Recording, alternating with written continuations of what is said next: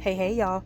All right, so I wanted to do a quick video, something that I typically share with parents of students who tend to be hyper disorganized. And I wanted to post this before you all go school shopping, going for supplies. And I know I'm not in the classroom anymore, but I just got a message from a parent who's like, oh my gosh, their child is still using the tactics that I've taught. And so I'm like, well, why not go ahead and share it with the rest of the world? Some of you may use this tactic, some of you may not. You may not have heard about it or maybe even thought about it. All right, so if you have a hyper unorganized child like you, and this is particularly for high school students, so I'm focusing on high school right now. I'll do middle school in just a moment. So if you have a high schooler who tends to shove things in their book bag, or eighth grader shove things in the book bag, you look in their notebook and papers are just shoved in there like they're trying to figure out how to keep it together, and you're racking your brain on how to get them to do all the things, and you notice they got work that's not turned in even though they've done it. It doesn't get turned in. You watch them do the work, or they have papers and stuff that need to be signed and you're like, oh my gosh, it never makes it home. Or they got project paperwork and you don't see it to the last minute. Yeah, there is a very simple fix, and it is a multi-pocket folder. So I'm going to turn the camera around so you can see this. So I'm at Walmart. Really simple. This is a 12 pocket organizer. I call them multi-pocket folders. So this one has a space right here where you can put something in the front, normally like their name, something like that, but you don't have to have that. It's good if your child likes to lose things, then you want one of those, so you can put their name in the front, some type of label, or you can just shove a sticker on it. You have multiple pockets here, right? Each one has a front and back. It has tab dividers. You'll see that there's 1, 2, 3, 4, 5, 6 of them. So it can handle 6 different courses. So like math, 2 pockets, science, 2 pockets, history, 2 pockets, elective number 1, 2 pockets, elective number 2, 2 pockets, and then personal items or things that need to be signed. Typically, a lot of our high schoolers have 4 classes. Some of them do have 6.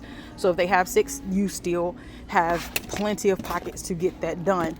And you can say like, oh, if they got 6 courses, in the front, things that need to be done. In the back, things that have been graded or returned. So that is a very easy way for them to keep up with papers. Now, I know some of you are saying like, well, that's great for loose paper, but what about notebook pages, right?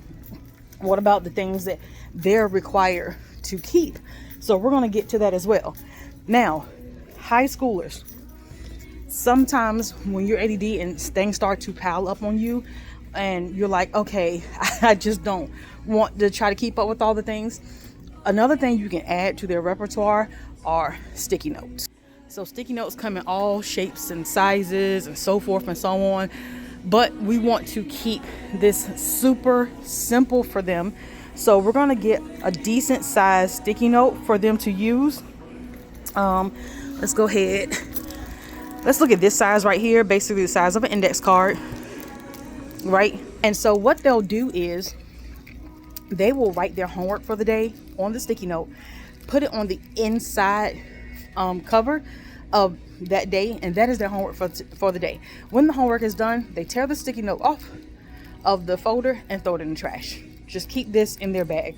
Boys may not want these colors. They can absolutely have yellow or whatever colors are available. I do down here larger sticky notes. These are not always the best when you're just trying to quickly write something down. You do have this size for our students who have larger handwriting, so that could work. And then you have the square ones. Great. You see it comes in those blues and those greens. Boys might like that better versus those pinks. And then you have this size. This could also work for those students with larger handwriting. And of course you have the standard yellow. So that's a great way to keep up with homework. If you're a person who's like, no, you need to see what all the homework assignments were for the entire year, then of course you wouldn't want to use that option. But for your students who typically get overwhelmed, that is a great method for them to write down homework. Once it's done, throw it away. All right, so let's talk about day-to-day notes when they need to do note taking. Generally, I just tell students go ahead and just use a spiral notebook, right? Just use a spiral notebook, write their notes, and let that spiral notebook be their one notebook for the year. And you want to get a spiral notebook that's broken into sections, so they have one section per subject. And then that way they don't have to worry about, am I missing blank pages, so forth and so on. Now, some of our students prefer to work back to front, and if they have a section notebook working at the back of each section and then bringing it to the front, that means their most recent notes will always be on top, and they won't have to keep flipping to try to find pages. So we've all seen section notebooks, but I'm gonna flip. I love 5-star, simply because their stuff tends to be a little bit more durable. You'll see that this is not a paper cover. So for students who toss their book bags around, especially boys, that's great. And what I mean by working at the back, they may start back here and then work their way to the front. And here, this is actually a scannable one. Make sure I'm right. Wide notebook sheets, fights ink bleed.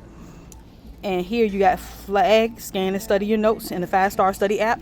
So this is a scannable notebook. So when students don't want to carry the notebook around with them, but they still need to study, let's say they're at practice, them scanning these little codes right here helps and to recognize, like, oh, this is the page that they're looking for. But this one has pockets as well, great for our high school seniors. But in terms of like freshmen and sophomore, I'm talking about just a general notebook with sections, no pockets, and pair that with the multi-pocket folder. Now, for the students who are more tech savvy, a reusable notebook is perfect, right? So this reusable notebook has multiple pages, and in many of these, what you can do is snap a picture of it at the end of the day, once you get home. And once they snap that picture, put it in something like OneNote so they can always go back and reference it, and then go ahead and wipe and reuse that every single day. And this, with that method, with a reusable notebook, you don't necessarily have to buy one every single year. In their OneNote, they have their notes to help them study. But if they're in a school where they have to physically reference their notes, and especially if they're in the state of Virginia where cell phones are not allowed, then yes, you want a standard notebook and those multi-pocket folders. Put those two things together and basically you have everything that you need: pens, pencils. Those are the two items that really should be in their book bag. Now, here's the thing with those folders, or the pockets rather. The goal is to make sure everything winds up in the pocket. It doesn't matter if it's in date order, it must get into the pocket. That's goal number one. Once they master everything getting into the pocket, then you can move on to making sure things are in date order. So at first, they must be in the pocket. And the rule is it can't be folded, it can't be crumbled, it must be in the pocket. It won't get folded and crumbled if it's in the pocket. And those folders are poly, which means they're not made of paper. It's bendable. If it get tossed, the likelihood of it getting damaged is slim to none. And I've had students do this for years, and at the end of each semester they took out everything and filed it into like a file cabinet or something at the end of the semester, and then used that multi-pocket folder all over again. So parents, I hope that has been helpful. If you got other questions about helping your child to organize or want some additional ideas, feel free to message me. I'm more than happy to share the wealth of knowledge that I've gained over 20 some years of being in education. See y'all later. Bye.